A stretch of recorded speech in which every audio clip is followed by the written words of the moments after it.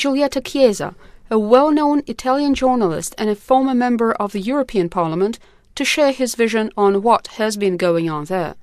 Well, I believe at this moment this is anger, this is desperation, preeminently. I don't see just now some leading force guiding the process. It is certainly an intermediate phase created by a real desperation situation that has no guidance at this moment, but I believe that we are at the very beginning of a process. As always, this kind of things in history produced in a very short time some kind of leadership. This will be the second phase of the movement. Now we don't see a real leadership, it's a real revolt. In Russian, I should use the term of bunt, upheaval. This is my evaluation. Just to remind you, our guest is Giulietto Chiesa, a well-known Italian journalist and former member of the European Parliament. Mr. Chiesa, but what is your forecast regarding Libya?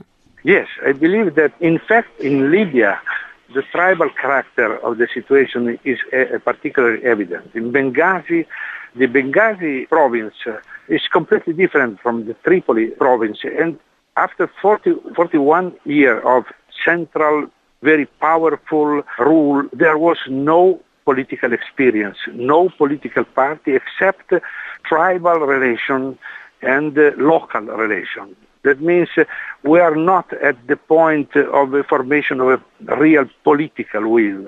There is a revolt created by local anger, local minorities, local tribes trying to find a way. But no way existing now, till now. If we compare how the situation evolves in Libya and, for instance, in Egypt, to me it seems that the situation in Libya is in some ways more tragic because the ruling regime, I believe they also said that they would be in even for a civil war to stay in power. I believe you are right.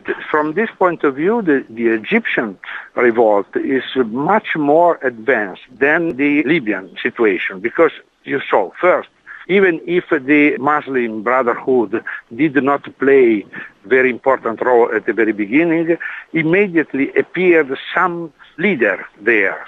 El-Baradei, also the Muslim Brotherhood, and others appeared almost suddenly because there is an historical experience to a certain extent. There is a very important bourgeois newspaper like Al-Aram.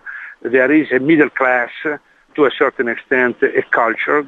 That means Egyptian revolt is much more politicized and much nearer to some kind of political change. But do I get it right that Libya is still a socialist country? No, I don't believe it. There's nothing of a socialist country. It's a long time ago. It was a socialist revolution. Now it's simply personal, familiar dictatorship, nothing more. I never believed that we can apply the socialist term to the Libyan regime. But what kind of person Mr. Gaddafi is? Oh, I believe it was a man of the people to a certain extent. At the very beginning, as always, like it was even Mubarak at the very beginning, he was a man from the people. But they were living in a society with no political experience, and that revolution changed immediately in a personal regime.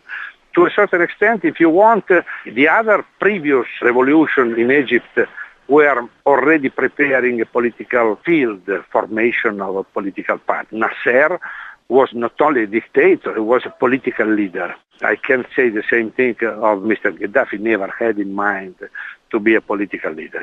He had in mind simply his own power. Just to remind listeners, this is Giulietto Chiesa, a well-known Italian journalist and former member of the European Parliament.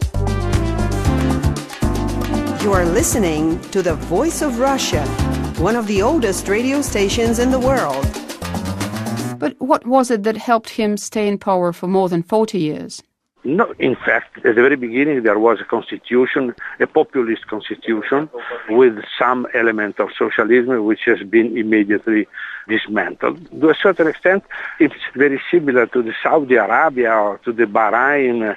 The only difference was that Mr. Gaddafi was not a nobleman, had no aristocratic origin, but the regime was signed by the oil power, And yesterday, the son of Gaddafi told in television very interesting phrase when he told, "We have oil, and our power was oil." The same thing that can be told from Saudi Arabia or one country's constitution. Do I get it right that he stuck to power because there was no competition? No competition because no party, no political experience. In this condition, you can have only tribe domination, and one tribe will have the power and will exercise this power against the other tribes. This was the political life in Libya. No political life at all. If I remember it right, back in 2003, the West has suddenly changed its attitude towards Libyan regime. Why did that happen? I believe that Mr. Gaddafi believed that it was time to sign agreement and to use his own personal wealth to have a deal with the Western banks. And it was a choice, a personal choice. Why to live in isolation outside the civilized world? Better to buy TV channel, to be owner of Fiat Corporation, and to be inside the Western economic world. And this was the choice. And as you know, this is one of the characteristics of the Western culture. If you are taking part in capital gains, you are a friend. And that means they were able to accept immediately Mr. Gaddafi in the Western family like the other capitalists. Which perhaps, at least in part, explains why the reaction towards the developments in Libya at first was rather lukewarm. Yes, in fact, well, at the very beginning there was some preoccupation. In many European capitals there was a growing worry about the development because Gaddafi, from a certain point of view, in the last 5-6 years, it was a stabilizing point. It was controlling the immigration. It was cooperating with the Italian government, for instance, to block the immigration toward Europe and Italy. That means Mr. Gaddafi, dictator, absolutely fearful dictator, was very useful tool in the hands of Europe. For that reason, they accepted him in our very large capitalistic Western family. So then, Mr. Chiesa, what is your forecast? How do you see the situation is going to develop? I believe, according to the information I have, that Gaddafi is dead. It means politically dead. He will be not able to resist to the situation. He will be ousted. In Libya, it's clear, but there is absolutely no way out. There will be a long period of disorder. Second, I see that also in Egypt the situation will not be stable in the short period because the temptation for the military to maintain the power and to don't open the situation to, in Egypt I say, some political competition will create a big problem. I believe that the streets, the people in the street will not accept very easily to have another authoritarian regime in Egypt. That means I believe that we have to wait larger political turmoil in Northern Africa all along for some years. Mr. Chiesa, thank you very much. Our guest speaker was Giulietto Chiesa, a well-known Italian journalist and former member of the European Parliament.